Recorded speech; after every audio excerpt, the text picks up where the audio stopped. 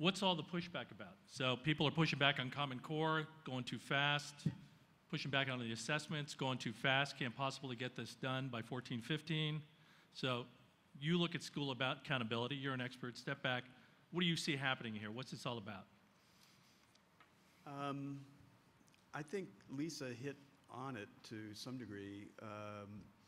You know, there is never any natural constituency for change. There just isn't, and change causes conflict.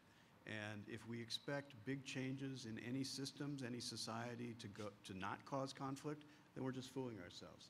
My view of school districts is that they are a very, very complex network of complex balance of different needs, different interests, different political constituencies and values.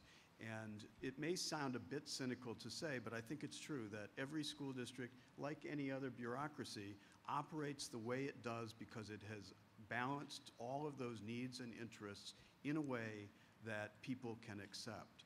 And so when you start making big changes, somebody is going to be unhappy. So that's sort of the big picture on why we're having the pushback. Pedro is right. I'm not quite a groupie of Pedro, but I think he's been a touchstone for me for many years, and he takes this larger view of things. So he is right that we're moving fast. There are, how to say this, the vast majority of state superintendents of public instruction in this country are telling the people who are behind the Common Core, do not stop. Keep pushing forward, because this is an opportunity to not just, and Pedro's absolutely right, you can't just change because you have different standards or you have harder assessments. You can't, but you can motivate people. We've got 45 states that have said, you know what, we're signed on. That means that there's enormous political capital throughout this country to making the Common Core work, to investing what it's going to take to improve the level of teaching. Let me just say, we've been at this standards game since the early 90s, when the federal government in the Clinton administration said every state had to develop standards.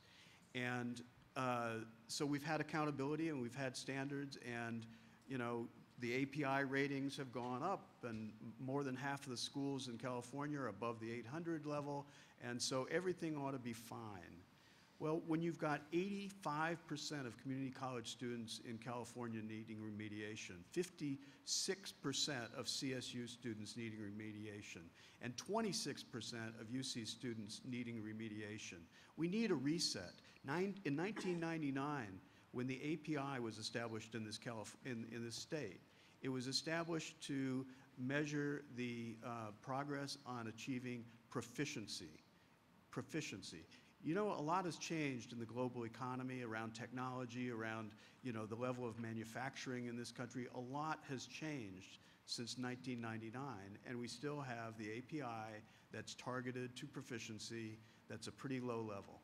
And so if at some point we don't say, you know what, our kids today are working in are going to come out into a very different economy than they came out, graduated into in 1999. And if we don't try to have a reset, which should trigger everything that we know makes a difference, more investment, smarter spending, stop spending money on things that don't work, invest in professional development, you know, raise teacher standards, all of those things. If we don't do all of those things, the Common Core won't work. But unless we have a starting point that motivates our decisions about all of those things, we're not going to make any progress. Okay.